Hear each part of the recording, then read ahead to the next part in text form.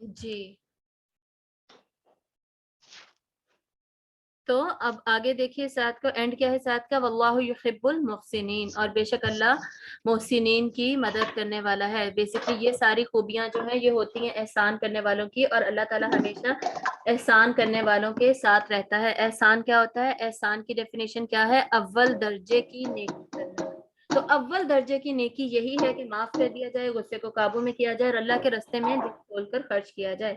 والذین اذا فعلوا فاحشة او ظلموا انفسهم ذکروا اللہ، اور جن کا حال یہ ہے کہ اگر کبھی ان سے کسی بے حیائی کا ارتکاب ہو جائے یا اپنے اوپر کوئی اور ظلم کر بیٹھیں تو فوراً انہیں اللہ یاد آ جاتا ہے۔ یعنی مومنین سے اگر کوئی غلطی ہو جاتی ہے، کسی بھی قسم کی کوئی غلطی ہو جاتی ہے، وہ اپنے اوپر ظلم کر بیٹھتے ہیں تو وہ اللہ تعالیٰ کو فوراً یاد کر لیتے ہیں۔ کھلم کھلا کوئی گناہ، فاحشہ جو ہے نا وہ بیسکلی کھلم کھلا گناہ کے لیے آتا ہے، جو اوپنلی گناہ پبلکلی کیے جاتے ہیں۔ وَاسْتَغْفَرُوا لِذُنُوبِهِمْ، پس وہ اس سے اپنے گناہوں کی بخشش مانگتے ہیں، تو اللہ کو وہ یاد کر لیتے ہیں اور پھر اللہ تعالیٰ سے معافی مانگتے ہیں۔ وَمَن يَغْفِرُ الذُّنُوبَ إِلَّا اللَّهُ، اور کون ہے جو معاف کر سکے گناہوں کو اللہ کے سوائے۔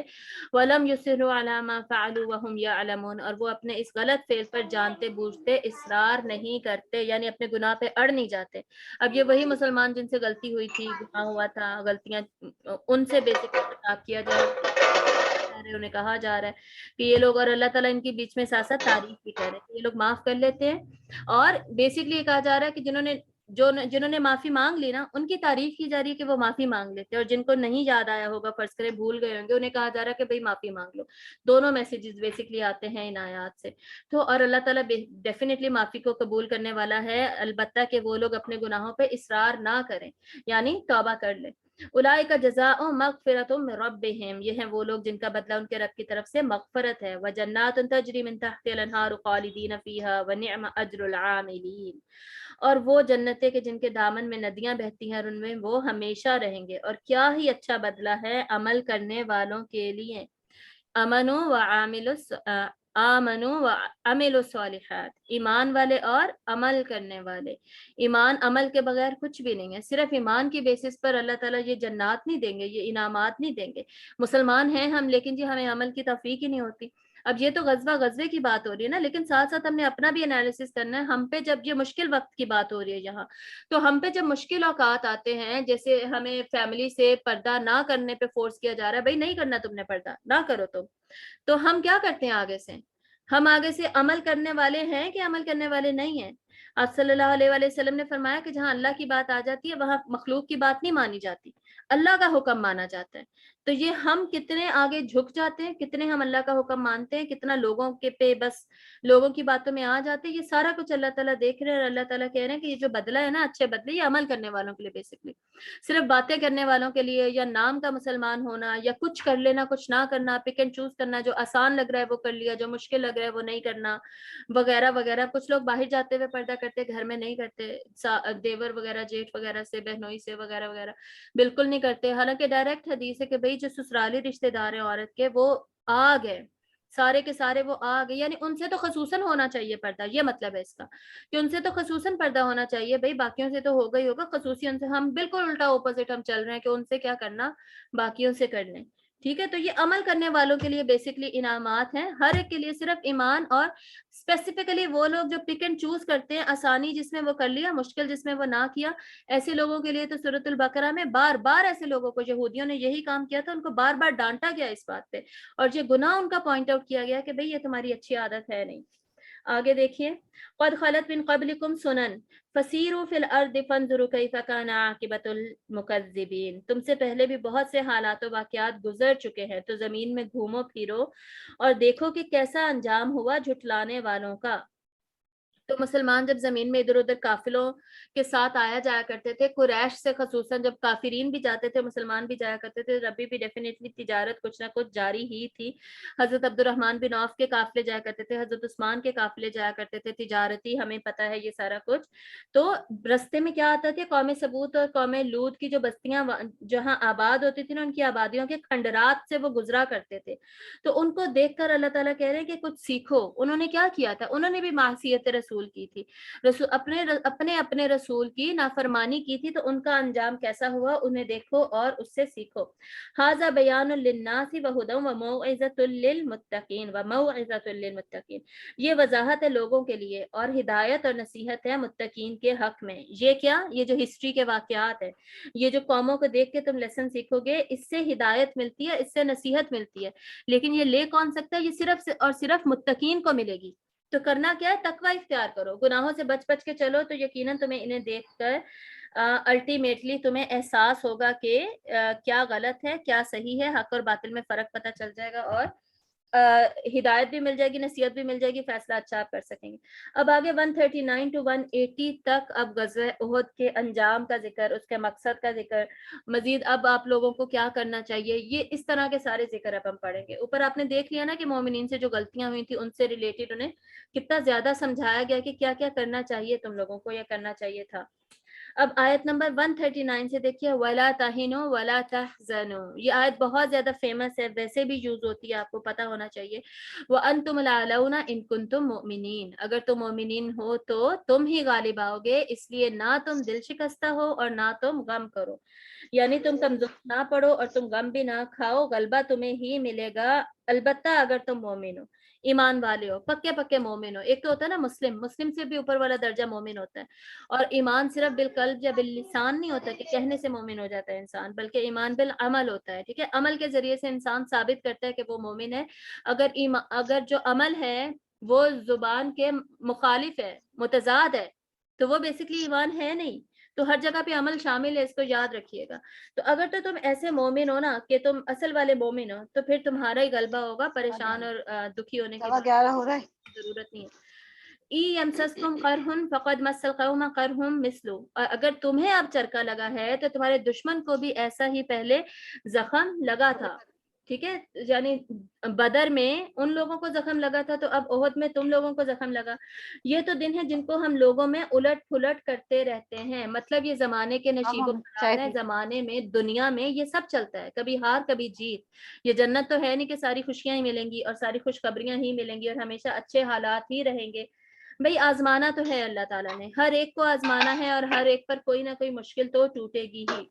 तो ऐसे दिन आते रहते हैं। आगे देखिए, और ये इसलिए होता है कि अल्लाह देख ले कि कौन लोग हकीकतन मोमिन है, अल्लज़ीना आमनु, कौन लोग ईमान वाले हैं, और वो चाहता है कि तुम में से कुछ को मकाम शहादत अता करे, और अल्लाह जालिमों को पसंद नहीं करता।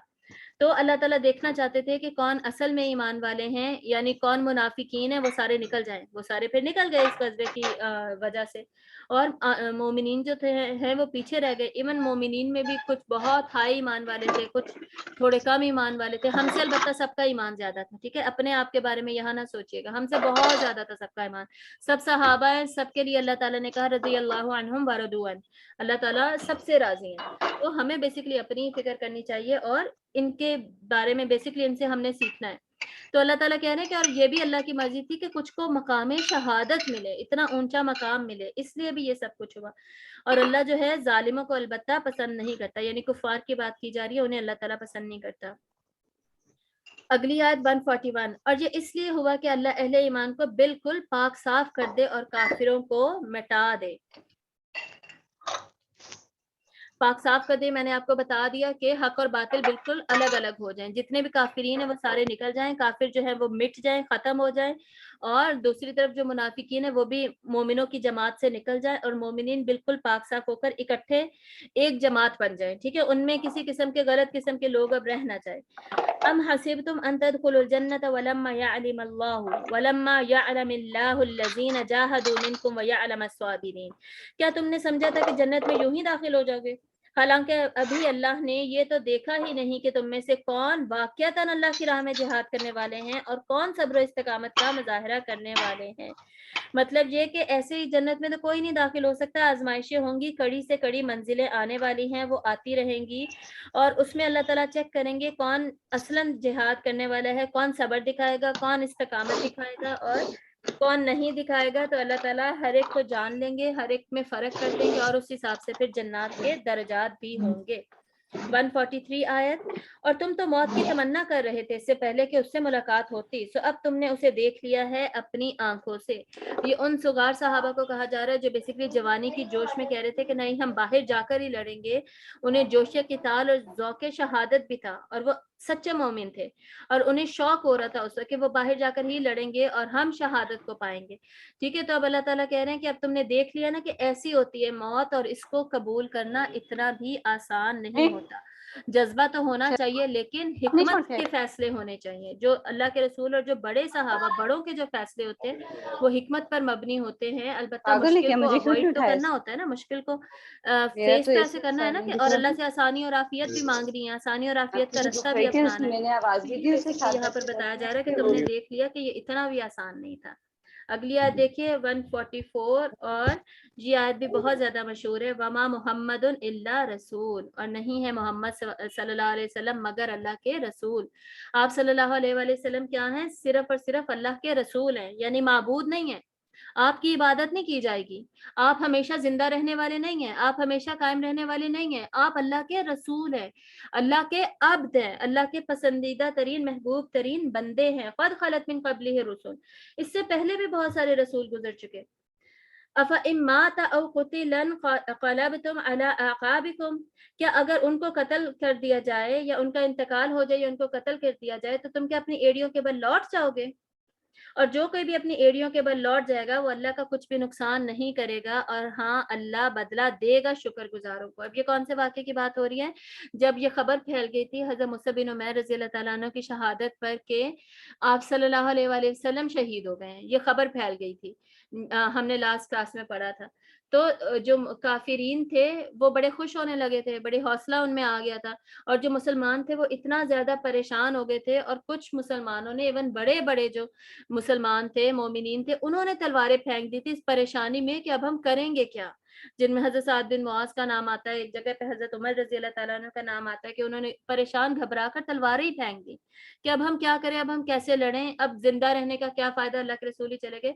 तो उनको ये बताया जा रहा है, कहा जा रहा है कि भाई वो अल्लाह के रसूल ही तो थे, और इससे पहले भी बहुत सारे रसूल आए और गुजर चुके, और मौत तो आनी ही होती है, और अगर वो वफात पा जाएं या कत्ल हो जाएं तो तुम क्या अल्लाह के दीन से फिर जाओगे, उल्टे पैर चले जाओगे, अल्लाह की दीन की मदद नहीं करोगे, गजवात में लड़ना जंग करना छोड़ दोगे, इस तरह के काम तुम करोगे नहीं? भी फिर भी तुम जम के रहो, अल्लाह पर तवक्कल रखो, अल्लाह का आसरा रखो। हमें कितना बड़ा सबक है जो हमें मिल रहा है कि हमारे भी जब प्यारे फौत हो जाते हैं, हम भी क्या करते हैं, हम कैसे हिम्मत और हौसला हार जाते हैं, अपने मकासद से हट जाते हैं, हमसे ना पढ़ा जाता है, ना लिखा जाता है, ना एग्जाम्स दिए जाते हैं, ना नौकरी की जाती, कुछ हमसे किया ही नहीं जा रहा होता, कोई भी हमारा प्यारा फौत हो जाए।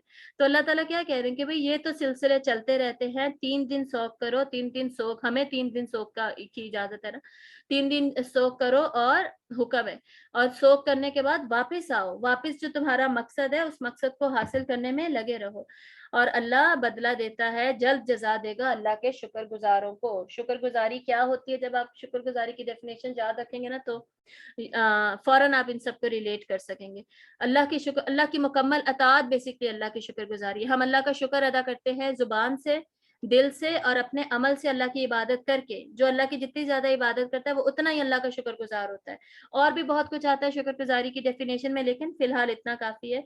तो जो तो ऐसा करेंगे ना, अल्लाह की मुकम्मल अताअत करेंगे, सिर्फ अल्लाह के हैं वो बंदे। रसूल से भी मोहब्बत का हुक्म है ना सल्लल्लाहु अलैहि वसल्लम, लेकिन अल्लाह की मोहब्बत सबसे ऊपर है, अल्लाह सबसे ऊपर सबसे बुलंद है। तो जो अल्लाह के साथ जुड़ा रहेगा ना, अल्लाह की शुक्रगुजारी करेगा, असल में वो कामयाब है। वमा कान लिनफ्सिन अन तमूत इल्ला बिइज़्निल्लाह, और किसी जान के लिए ये मुमकिन नहीं है कि वो मर सके मगर अल्लाह के हुक्म से। किताबम मुअज्जला, हर एक की मौत का वक्त मुकर्रर है, लिखा हुआ है। तो जो कोई दुनिया का अजर आज़ाब चाहता है हम उसे उसमें से दे देते हैं, और जो वाक़तन आखिरत का अजर चाहता है हम उसे उसमें से देंगे, और शुक्र करने वालों को हम भरपूर जजा देंगे। ठीक है, तो हर एक का वक्त मुकर्रर है, वो तो आना ही है। हमारा फोकस अल्लाह की इबादत और शुक्रगुजारी पे होना चाहिए। अगली आयत देखिए 146। कितने ही नबी ऐसे गुजरे हैं कि जिनके साथ होकर बहुत से अल्लाह वालों ने जंग की, तो अल्लाह की राह में जो भी तकलीफें उन पर आई उस पर उन्होंने हिम्मत नहीं हारी, और ना उन्होंने कमजोरी दिखाई, और ना ही वो सरनगू हुए, बातिल के आगे वो हिम्मत हार नहीं गए, और अल्लाह को ऐसे ही सब्र करने वालों से मोहब्बत है। ٹھیک ہے. تو اللہ تعالیٰ مومنین سے کہہ رہے ہیں کہ تم لوگوں نے کیا کرنا ہے, اتنے نبیوں پہلے بھی بہت سارے نبی آئے جن کے ساتھ مومنین مل کے جنگ لڑتے تھے, تو تم لوگ اب یہ نہ کرو کہ اب ان کا ساتھ چھوڑ دو یا نبی کے ساتھ جنگ ہی نہ کرو یا واپس مڑ جاؤ. یہ نہیں کرنا, یہ نہیں کرنا تھا. جو بیسکلی آپ کو پتا ہے تیر انداز جو نیچے جو مال غنیمت جمع کر رہے تھے, پیچھے سے جب خالد بن ولید کے نے حملہ کیا ہے, دوسرا حملہ, تو بہت سارے مسلمان بھاگ گئے تھے مدینہ کی طرف. اب آگے ان کی معافی کا بھی ذکر آئے گا کہ اللہ نے انہیں معاف کر دیا, لیکن فی الحال اللہ تعالیٰ کہہ رہے ہیں کہ ایسا نہیں کرنا, بلکہ ہمیشہ اپنے نبی اپنے رسول کے ساتھ ہی رہنا, ان کی مدد ہی کرنی ہے. اللہ کی راہ میں جو بھی تکلیف ان پر آئی, اس پر انہوں نے, ان لوگوں نے جب کبھی ہمت نہیں ہاری, ان پرانے تاریخ میں جو پرانے مسلمان گزر چکے, ان کا کردار ایسا تھا, تو ہمارا کردار بھی ایسا ہی ہونا چاہیے. کمزوری نہیں دکھانی, باطل کے آگے جھکنا نہیں ہے, اور صابر بن کر چلنا ہے. 147 آیت, ایک سیکنڈ,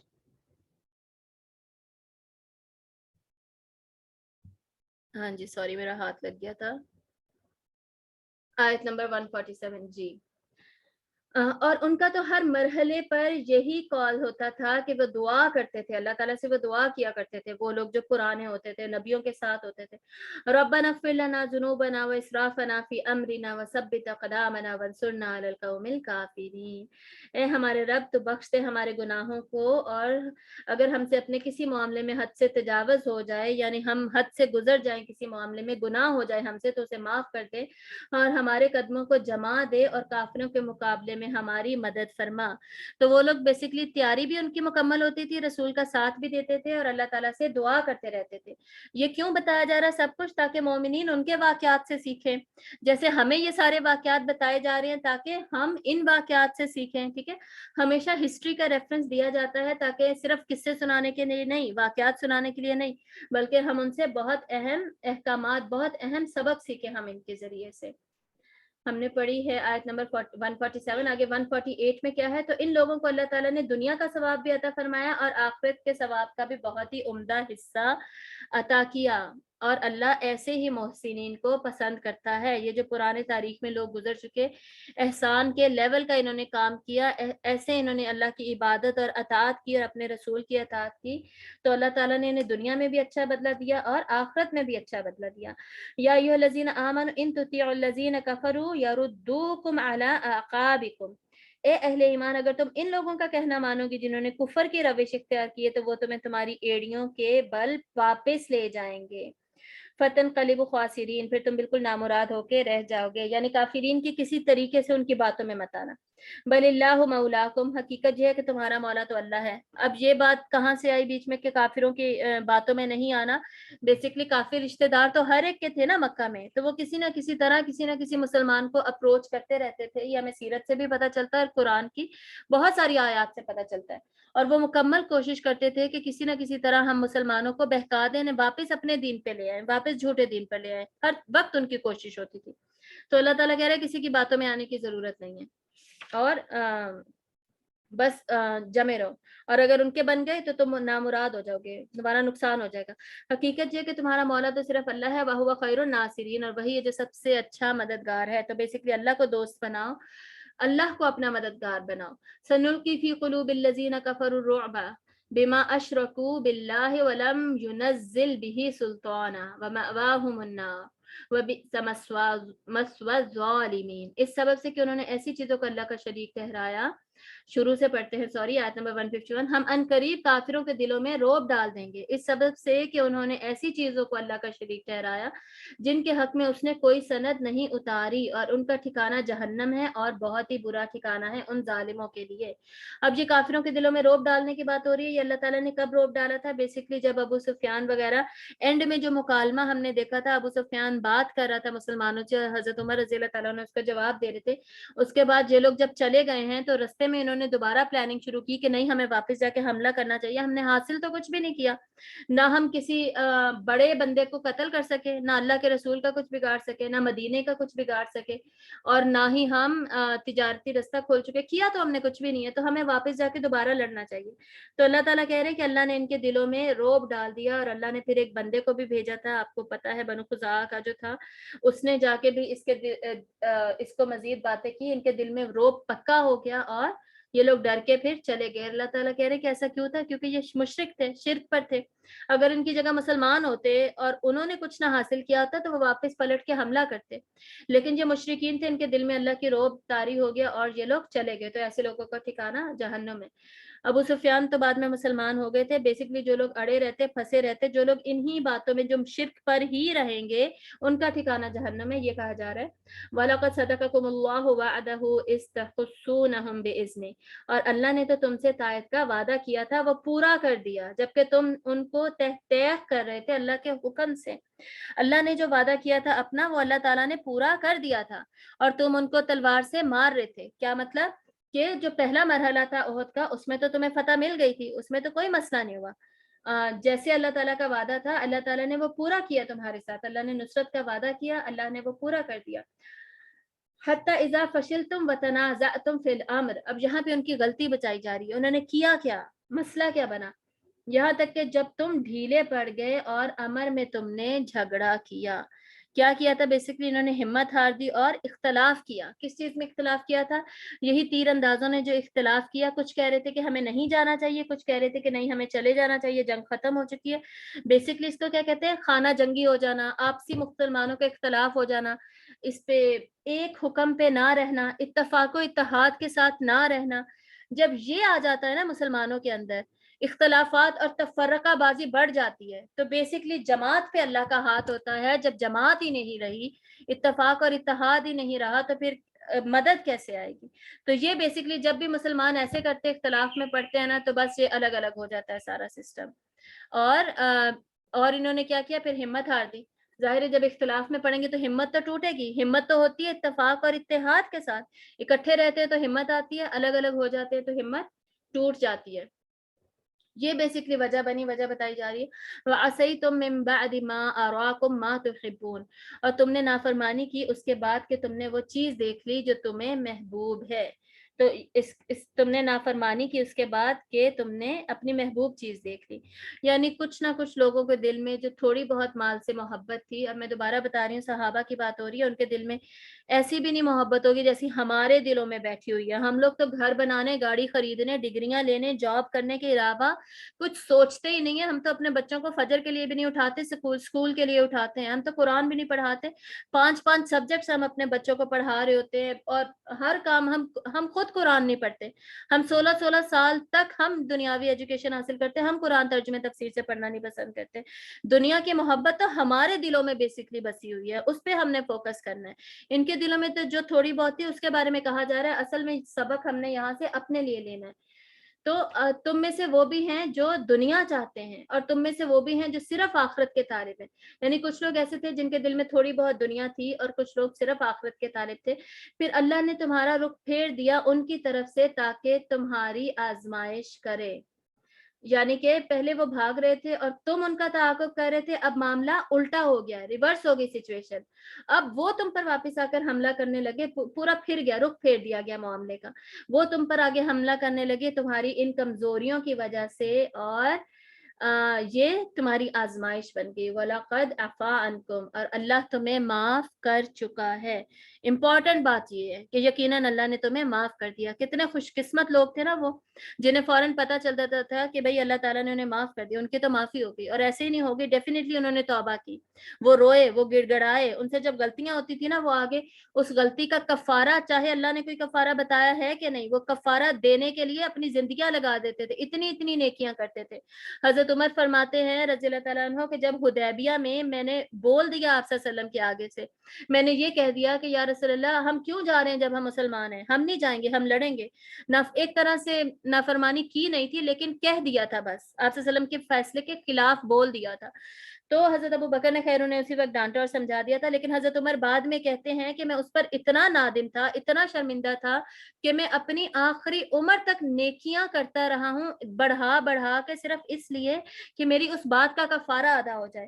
حالانکہ اللہ تعالیٰ نے نہیں کہا کفارہ ادا کرنے کا. ہم کیا کرتے ہیں, روزہ نہیں رکھا تو اس کا فدیہ کفارہ, وہ اگر ہم نے وعدہ نہیں پورا کیا اس کا کفارہ جو ہے, جس چیز کا اللہ نے کفارہ بتایا نا, بس وہ ہم دینا پسند کرتے ہیں. ہم باقی تو ہمیں کوئی فکر ہی نہیں ہے, باقی تو بس جی टेंशन ही कोई नहीं, हम तो बख्शे बख्शाए हैं, तो हमें ज्यादा बेसिकली टेंशनों की जरूरत है। इनको तो अल्लाह ने माफ कर दिया, बता भी दिया अल्लाह ने, ये फिर भी डरते थे और माफिया मांगते थे। तो हमें तो बहुत ज्यादा तौबा करने की और माफिया मांगने की जरूरत है। वल्लाहु ज़ू फज़लिन अलल मुमिनीन, और अल्लाह अहले ईमान के हक में बहुत फजल वाला है। तो फजल मिलेगा उसी को जो अल्लाह का फजल मांगेगा, जो अल्लाह से खुशगुमानी रखेगा, अल्लाह से फजल की उम्मीद रखेगा। आयत नंबर 153 आगे कर दूं मैं। हाँ जी, एक सेकंड, पीछे से शुरू हो रही है। आयत नंबर 153, याद करो जबकि तुम पहाड़ पर चढ़े चले जा रहे थे जान बचाने के लिए, और किसी की तरफ मुड़कर भी नहीं देख रहे थे, और रसूल तुम्हें पुकार रहे थे तुम्हारे पीछे से, तो अल्लाह तुम पर गम के बाद गम मुसलसल डालता रहा, ताकि आइंदा के लिए तुम्हें ये सबक मिले कि तुम गमगीन ना हुआ करो उस मौके पर जो कि तुम्हारे हाथ से जाता रहे, और ना उस तकलीफ पर जो कि तुम पर आ पड़े। ठीक है, यानी मुसलमान जो थे, एकदम से जब हमला हुआ है, मुसलमानों ने पहले भागना शुरू कर दिया। जिसका जिस तरफ मुंह था, जिसका मदीना की तरफ रुख था, वहां भागा, जो पहाड़ पर जिस पर चढ़ सकता था वहां भागा। तो असल में फिर आप सल्लल्लाहु अलैहि वसल्लम ने उनको बुलाया है कि वापस आओ, बचो, और तैयारी करो, तलवारें उठाओ। आप खुद तीर उठा उठा कर दे रहे थे। ये हमने लास्ट क्लास में भी पढ़ा था कि आप सल्लम सबसे पहले थे जिन्होंने देखा और फिर आवाज देना शुरू की थी कि अपने सारे के सारे अपना हिफाजती हसार करें। एकदम से भगदड़ मच गई थी बेसिकली। तो आप सल्लम ने सबको दोबारा उभारा था लड़ने के लिए, ढाल बनाने के लिए, वगैरह वगैरह, ये सारा कुछ हुआ था। तो अल्लाह ताला कह रहे हैं कि मैंने फिर तुम पे गम डाला, तुम लोगों से गलती हुई थी ना। अच्छा देखिए, अगर उनकी इस गलती पे पकड़ ना होती ना, गम पे गम ना मिलता, उन्हें शायद उस वक्त सबक ना मिलता, क्योंकि आगे उनसे अल्लाह ने बड़े बड़े काम लेने थे, बड़े बड़े गजवात होने थे, फतह मक्का होना था, आगे पूरी दुनिया फतह किया मुसलमानों ने, पूरी दुनिया में इस्लाम का राज हुआ है। कितनी ज्यादा मुमालिक है जो कि इस्लाम में आगे हजरत उमर के जमाने में। ये सब कैसे होता अगर यहाँ से इस नाफरमानी के ऊपर उनकी इतनी पकड़ ना होती और उन्हें ये सबक सिखाए ना जाते। ठीक है, तो उन्हें ये सबक सिखाया गया, उन्हें मजबूत किया गया, उन पे गम डाले गए। यानी कितनी ज्यादा शहादतें हुई, कितनों के हाथ बाजू कटे, आप सल्लम की वफात की खबर फैल गई, आप सल्लम को जख्म आए, हर घर में, अंसारियों के हर घर में शहादत हुई, कितने गम पे गम इन्हें मिले। लेकिन अल्लाह ताला कह रहे हैं कि आगे तुम, अब तुम्हारे लिए सबक ये है कि अब तुम ऐसे मौके जब भी आए तो गमगीन होने के बजाय, तकलीफ में पड़े रहने के बजाय, अपने मकसद पर नजर रखो और आगे बढ़ते जाओ। गम की शिद्दत जब भी होगी, पे दर पे तकालीफ आएंगी, इसका मतलब ये नहीं है कि हम उस तकलीफ में बैठ जाएं। जैसे असलम की खबर मिलते ही सारे बैठ गए थे, नहीं, ऐसे नहीं बैठना, उठो और लड़ो और अपने मकसद को हासिल करो। यही हमारे लिए हुक्म है कि हमने भी कभी भी, और हम सबका मकसद है दीन का गलबा, अल्लाह के दीन का गलबा, अंसारुल्लाह बनना, हिजबुल्लाह बनना, ये हम सबका मकसद होना चाहिए। तो इसको हम छोड़ नहीं सकते, चाहे कोई भी मुश्किल हमारे ऊपर है। वल्लाहु खबीरुम बिमा तामलून, और अल्लाह उससे बाखबर है जो तुम करते हो। आयत नंबर 154, फिर इस गम के बाद अल्लाह ने तुम पर इत्मीनान नाजिल फरमाया, यानी वो नींद जो तुम में से एक गिरोह पर तारी हो गई थी, और एक गिरोह ऐसा था कि जिन्हें अपनी जानों की पड़ी हुई थी, और वो अल्लाह के बारे में नाहक जहालत वाले गुमान करते थे। मतलब कि जब जंग खत्म हो गई, उसके बाद ये लोग जब वापस आ गए मदीना, तो जाहिर है परेशानी थी, इतने ज्यादा गम, तकलीफ, परेशानी, और ये कि हुआ क्या हमारे साथ, हमने ऐसा किया क्यों, बहुत ज्यादा ख्यालात आ रहे होंगे, बदर में हम जीते थे, अब हमारे साथ ये क्या हो गया, वगैरह वगैरह। तो लेकिन फिर भी अल्लाह ताला कह रहे हैं मैंने उन्हें सुकून की नींद दी। इन सारे मोमिनीन को अल्लाह ताला ने सुकून की नींद, इत्मीनान दे दिया, अल्लाह ने सुकून की नींद उनको मिल गई, ताकि वो आराम कर सकें और उसके बाद दोबारा से अपने काम पर लग सके। और जो दूसरा ग्रुप था उनको अपनी जानों पे पड़ी हुई थी। अब ये मुनाफिकीन की बात हो रही है। जो मुनाफिकीन थे वो अब परेशान हो रहे थे कि जी ये जो जो कुछ भी हुआ है ये ठीक नहीं हुआ, ये नहीं होना चाहिए था, और वो अल्लाह ताला के बारे में गलत गलत गुमान करने लगे, क्योंकि उनकी भी रिश्तेदारियां तो थी ना सब में। और वो जा जाकर फिर कहते थे कि तुम गए क्यों थे गजबे पे, तुम भी हमारे साथ निकल जाते तो तुम ना मरते। ऐसे जाके बेसिकली उनके रिश्तेदारों को ऐसे कह रहे थे। ठीक है, तो इस तरह की बातें उन्होंने फैलानी शुरू कर दी। अब आगे देखिए, यकूलून, वो कह रहे थे कि हमारे लिए भी इख्तियार में कोई हिस्सा है या नहीं। मतलब इसका ये है कि जी हमसे मशवरा क्यों नहीं लिया गया, मशवरा तो इनसे लिया गया था, और अब्दुल्ला बिन उबई ने भी यही कहा था कि जी मदीना के अंदर रहेंगे। बेसिकली इनके कहने का मतलब ये है कि हमारे मशवरे पे अमल क्यों नहीं किया गया। जिन सहाबा ने ये कहा था कि जी बाहर जाके लड़ो, उनके मशवरे पे क्यों अमल किया, हमारे मशवरे पे क्यों अमल नहीं किया गया। قل ان الامر کلہ للہ، کہہ دیجئے کہ سارا معاملہ اللہ کے اختیار میں ہے۔ اے نبی صلی اللہ علیہ وسلم، یہ اپنے دل میں وہ بات چھپا رہے ہیں جو آپ پر ظاہر نہیں کر رہے۔ یہ اپنے دل میں کہتے ہیں کہ اگر اختیار میں ہمارا کچھ بھی حصہ ہوتا تو ہم یہاں نہ مارے جاتے۔ ٹھیک ہے، تو یہ کہہ رہے ہیں کہ ہمارے مشورے کو کیوں نہیں مانا؟ اگر آپ ہمارا مشورہ مانتے تو اتنے زیادہ شہادتیں نہ ہوتی، ہم نہ مارے جاتے۔ ان سے کہیے کہ اگر تم سب کے سب اپنے گھروں میں بھی ہوتے تب بھی جن لوگوں کا قتل ہونا مقدر تھا وہ اپنی قتل گاہوں تک پہنچ کر رہتے، یعنی پھر بھی موت تو آنی ہی تھی، موت سے بھی کبھی کوئی بھاگ سکا ہے۔ اور یہ معاملہ جو پیش آیا اس لیے تھا کہ اللہ اسے آزما لے جو کچھ تمہارے سینوں میں تھا۔ ان کے سینوں میں کیا تھا؟ منافقت تھی ان کے سینوں میں۔ تو اللہ تعالیٰ کہہ رہے ہیں کہ تمہاری آزمائش کے لیے، مقصد ہی یہ تھا کہ تم لوگ الگ ہو جاؤ، مسلمانوں کو پتہ چل جائے کہ یہ ہمارے ساتھی نہیں ہیں، یہ ہماری مدد کرنے والے نہیں ہیں، ان کو ہم نے ولی نہیں بنانا، ان کو ہم نے اپنے مقاصد میں شامل نہیں کرنا، یہ الگ ہے بالکل۔ تو اللہ تعالیٰ ان کے سینوں میں جو تھا نا وہ ان کو کھول کر سامنے لانا چاہتے تھے، اور تاکہ وہ بالکل پاک اور خالص کر دے جو کچھ تمہارے دلوں میں ہے۔ واللہ علیم بذات الصدور، اور اللہ سینوں کے اندر مخفی باتوں کو بھی جانتا ہے۔ آیت نمبر 155 آگے چلتے ہیں۔ تم میں سے وہ لوگ جو میدان جنگ سے چلے گئے اس دن جب دو گروہ ایک دوسرے کے مقابلے میں آئے۔ اب یہ وہ مخلص مومنین جو کہ ایک دم سے جب دوسرا حملہ ہوا ہے تو وہ گھبرا کے میدان جنگ سے بھاگ گئے، مدینہ کی طرف چلے گئے، جن میں کچھ کبار صحابہ کا بھی نام آتا ہے۔ میں نے آپ کو بتایا تھا لاسٹ کلاس میں حضرت عثمان رضی اللہ تعالیٰ عنہ بھی چلے گئے تھے، اور یہی آیت پڑھ کر جو اس زمانے میں خوارج تھے نا جو حضرت عثمان کو قتل کرنے کے لیے آئے تھے، انہوں نے جو اعتراضات کیے تھے ان اعتراضات میں ایک یہ آیت شامل تھی۔ انہوں نے یہ آیت پڑھی اور کہا تھا کہ تم اس میں تھے نا، حضرت عثمان سے جو کہ خلیفہ تھے، جو آپ صلی اللہ علیہ وسلم کے 2 دفعہ داماد تھے، جو صحابی تھے، اتنے بڑے صحابی، ان سے وہ اس لہجے میں بات کر رہے تھے کہ ہاں بھائی بتاؤ تم اس میں تھے نا، تم بھاگ گئے تھے۔ انما استزلهم الشیطان ببعد ما کسبوا، اصل میں شیطان نے ان کے پاؤں کو پھسلا دیے تھے ان کے بعض افعال کی وجہ سے، مطلب چھوٹی موٹی غلطیاں خطائیں تو ہو جاتی ہیں نا، تو ان کی وجہ سے اللہ تعالیٰ کہہ رہے کہ شیطان نے ان کے پاؤں پھسلا دیے۔ وَلَقَدْ عَفَا اللَّهُ عَنْهُمْ، اور یقیناً اللہ انہیں معاف کر چکا ہے۔ تو حضرت عثمان نے فرمایا تھا کہ یہ دیکھو جب اللہ مجھے معاف کر چکا ہے تو تم کون ہوتے ہو یہ بات کہنے والے؟ اور اس میں صرف حضرت عثمان نہیں تھے، اور بھی صحابہ تھے۔ تو جب اللہ نے معافی دے دی تو تم کون ہوتے ہو بھائی کہنے والے؟ وَلَقَدْ عَفَا اللَّهُ عَنْهُمْ، اور اللہ انہیں معاف کر چکا ہے۔ ان اللہ غفور حلیم، ان اللہ غفور حلیم، یقیناً اللہ معاف فرمانے والا اور بردبار ہے۔ آیت نمبر 156، اے اہل ایمان تم ان لوگوں کی مانند نہ ہو جانا جنہوں نے کفر کیا اور جنہوں نے اپنے بھائیوں کے بارے میں جبکہ وہ زمین میں سفر پر نکلے ہوئے تھے یا کسی جہاد میں شریک تھے اور وہاں ان کا انتقال ہو گیا، کہا کہ اگر وہ ہمارے پاس ہوتے تو نہ مرتے اور نہ قتل ہوتے۔ تو منافقین کیا کہہ رہے تھے کہ اگر یہ نہ جاتے نا، ہماری بات مان لیتے، ہمارے ساتھ واپس مڑ جاتے تو قتل نہ ہوتا ان کا، یہ نہ مرتے، یہ شہید نہ ہوتے۔ تو اللہ تعالیٰ کہہ رہے ہیں کہ ایمان والو تم لوگ ان کی طرح کی باتیں نہ کرنا، ان کی طرح، ان منافقین کی طرح مت ہونا۔ یہ بات اس لیے ان کی زبان پر آتی ہے تاکہ اللہ کو ان کے دلوں میں حسرت کا باعث بنا دے، یعنی اللہ نے یہ بات بھی ان کے دلوں میں حسرت بنا دی، ان کو دکھ اور تکلیف ہوتی رہی اس بات کی کہ ان کے رشتہ دار مر گئے، حالانکہ جن کو جامع شہادت ملا ان کا تو بہت بلند درجہ ہوا، اور مسلمان جو تھے ان کے دلوں میں یہ باتیں حسرتیں نہیں بنی بلکہ وہ مطمئن رہے۔ اللہ تعالیٰ کہہ رہے ہیں کہ میں نے ان کے دلوں میں اطمینان دے دیا، رحمت برسا دی اللہ تعالیٰ نے ان پر۔ اور دیکھو اللہ ہی زندہ رکھتا ہے اور وہی موت وارد کرتا ہے، تو زندگی اور موت تو اللہ کے ہاتھ میں کہیں بھی آ سکتی ہے، چاہے میدان میں آئے، چاہے جن کی میدان میں آنی تھی وہ اس وقت میدان میں نہ ہوتے تو اللہ تعالیٰ نے وہاں کھینچ کر لے آتے، وہیں پہ ان کی موت ہوتی، اسی دن اسی وقت مقررہ وقت پہ ہی ہر ایک کی موت ہوتی ہے۔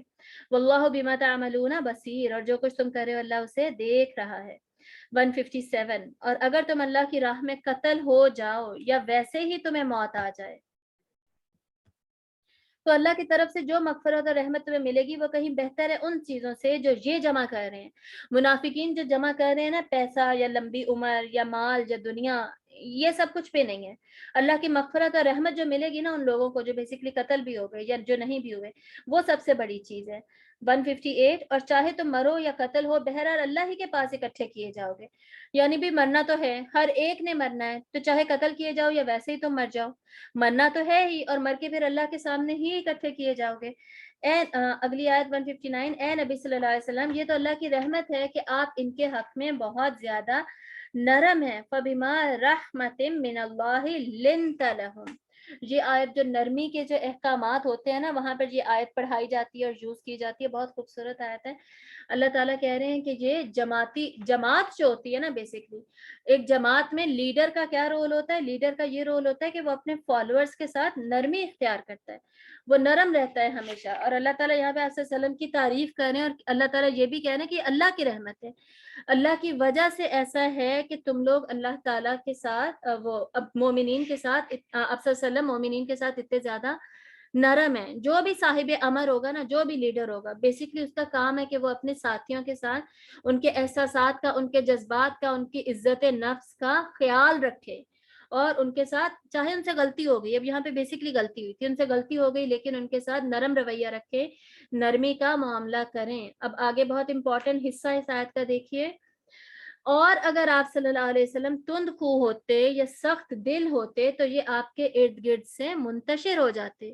یعنی اگر آپ ان کے ساتھ اب اسپیسیفکلی غلطی ہونے کے بعد اور اس کے بغیر بھی اگر آپ ان کے ساتھ سختی کرتے نا, انہیں ڈانٹتے, ان کے ساتھ تند خو سخت لہجے میں, سخت لفظوں میں آپ ان کے ساتھ بات کرتے, بدمزاجی دکھاتے, تو یہ منتشر ہو جاتے, یہ آپ کے ہاتھ میں نہ آتے, یہ بکھر جاتے, یہ ایک جماعت بن کے نہ رہتے. کتنا اہم لیسن ہے جو ہم سیکھ رہے ہیں. ہماروں سے, ہمارے بچوں سے, یا ہمارے اسٹوڈنٹس ہیں, فرض کریں کسی سے بھی غلطیاں ہوتی ہیں, ہم کیا کرتے ہیں, کتنی جلدی ہم سخت مزاجی دکھاتے ہیں, بد مزاج ہو جاتے ہیں, غلط الفاظ یوز کرتے ہیں, مارنے پہ آ جاتے ہیں, سختی کرتے ہیں, اور ہم خود منتشر کر رہے ہوتے ہیں, اپنے آپ سے دور کر رہے ہوتے ہیں انسانوں کو, اپنے بچوں کو ہم اپنے آپ سے دور کر رہے ہوتے ہیں. ہم جو ان کو ہم نے اتفاق اتحاد جو ہمیں ان میں رکھنا چاہیے وہ ہم نہیں رکھ پاتے. پھر کتنا امپورٹنٹ لیسن ہے نرمی اختیار کرنے کا. ہمارے بچے ہمارے گھروں میں, یا پورا کا پورا گھر وہ ایک جماعت ہی ہوتی ہے نا, ایک چھوٹے لیول پہ ایک جماعت ہے, تو وہ ساری کی ساری جماعت جو ہے اس ساتھ اس کا جو لیڈر ہے, جو عموماً مرد گھروں میں لیڈر ہوتے ہیں, ان کو نرم ہونا چاہیے. وہ نرم نہیں ہوں گے تو وہ ہر ایک کے دل میں اپنی نفرت پیدا کر دیں گے, اور ہر کوئی منتشر ہو کے رہ جائے گا, کسی کا کچھ بھلا نہیں ہوگا. فاعف عنہم, بس آپ ان سے درگزر کریں, غلطی ہو جائے تو معاف کر دینا چاہیے, لیڈر کو بھی اور ہر ایک کو معاف کرنا چاہیے. اچھا, یہ حدیث آپ کو یاد ہونی چاہیے. آپ صلی اللہ علیہ وسلم نے فرمایا کہ تم میں سے ہر ایک رائی ہے, ہر ایک تم میں سے لیڈر ہے. کوئی اپنے گھر کا لیڈر ہے, کوئی اپنے بچوں کا لیڈر ہے, کوئی اپنے آرگنائزیشن میں لیڈر ہے, ہر کوئی تم میں سے. تو ماں جو ہے وہ بیسکلی اپنے بچوں پہ تو لیڈر ہے نا. اگر ہم سب مائیں اور ہم سن رہے ہیں, ساری بات مردوں پہ نہیں آتی, ہم عورتوں پہ بھی آتی ہے. ہم اپنے بچوں کو کتنا ڈانٹ رہے ہوتے ہیں, کتنا پیار کر رہے ہوتے ہیں, کیا یا اپنے اسٹوڈنٹس کے ساتھ, یا اور اگر کوئی گلی محلے کے بچے وغیرہ آتے, سارا کچھ سب کچھ دیکھا جائے گا, سب کو انکلوڈ کیا جائے گا. وَاسْتَغْفِرْ لَهُمْ, اور ان کے لیے مغفرت طلب کریں, یعنی آپ خود بھی انہیں معاف کر دیں اور اللہ سے بھی دعا کریں کہ اللہ بھی انہیں معاف کر دے. وَشَاوِرْهُمْ فِي الْأَمْرِ, اور معاملات میں ان سے مشورہ لیتے رہیں. ان سے مشورہ لینا ترک نہیں کرنا. ان سے ایک دفعہ غلطی ہو گئی, کوئی بات نہیں, ان سے مشورہ مسلسل لیتے رہے. اب یہ بھی جماعت کا کتنا اہم اصول ہے کہ ایک جو لیڈر ہے وہ خود سے فیصلہ نہیں کرے گا, بغیر مشاورت کے وہ کچھ نہیں کرے گا, بلکہ ہمیشہ شورا قائم کی جائے گی اور لوگوں سے ہمیشہ مشورہ کیا جائے گا. اگر گھر میں اتنے سارے لوگ ہیں تو گھر والوں سے مشورہ کر کے فیصلہ کیا جائے گا. آپ صلی اللہ علیہ وآلہ وسلم اپنی ازواج سے مشورہ کرتے تھے. اتنی زیادہ ہمیں سیرت میں واقعات ملتے ہیں جہاں پر آپ اپنی بیویوں سے مشورہ کر کے اس کے اوپر عمل بھی پھر آپ کرتے. ٹھیک ہے, تو یہ خوبی یہاں پر بتائی جا رہی ہے کہ آپ مشورہ آپ کرتے رہیں, انہیں چھوڑیے گا مت. فَإِذَا عَزَمْتَ فَتَوَكَّلْ عَلَى اللَّهِ, پھر جب آپ فیصلہ کر لیں تو اللہ پر توکل کریں. مشکل حالات میں جو فیصلہ کر لیا جائے اس کے اوپر عزم اختیار کریں, استقامت اختیار کریں, اور پھر اللہ پر توکل کریں, اب کر کے آگے بڑھیں, اس کو کر گزریں. اب پریشان نہ ہوں, پیچھے مڑ مڑ کر نہ دیکھیں کہ جی نہیں ہم تو مر جائیں گے تو ہم واپس ہی چلے جائیں یا بھاگ جائیں یا کچھ بھی ہم کر لیں. ایسا کچھ نہیں کرنا. جب فیصلہ کر لیا اس پر استقامت اختیار کریں اور اللہ پر توکل کریں. ان اللہ یحب المتوکلین, بے شک اللہ تعالیٰ توکل کرنے والوں کو پسند کرتا ہے. آیت نمبر 160, اے مسلمانوں دیکھو اگر اللہ تمہاری مدد کرے گا تو کوئی تم پر غالب نہیں آ سکتا, اور اگر وہ تمہیں چھوڑ دے تو کون ہے جو تمہاری مدد کرے گا اس کے بعد, اور اللہ ہی پر توکل کرنا چاہیے ایمان والوں کو. تو بیسکلی جب ایمان والوں کا توکل اللہ پر ہوگا تو اللہ تعالیٰ کہہ رہے ہیں کہ یقیناً میں مدد کرتا ہوں اور میں ہی تمہیں غالب کروں گا. اور اگر اللہ تمہاری مدد چھوڑ دے تو کون ہے جو تمہاری مدد کرے گا, پھر کوئی بھی تمہاری مدد نہیں کر سکے گا. یہ تھی آیت نمبر 160. اگلی سلائڈ پر چلتے ہیں, آیت نمبر 161. اب اس میں کیا کہا جا رہا ہے؟ وَمَكَانَ لِنَبِيٍّ أَن يَغُلَّ، اور کسی نبی کی یہ شان نہیں ہے کہ وہ خیانت کرے۔ خیانت کا یہاں پر کیا مراد ہے؟ خیانت کے بیسکلی معنی ہے دل میں کینہ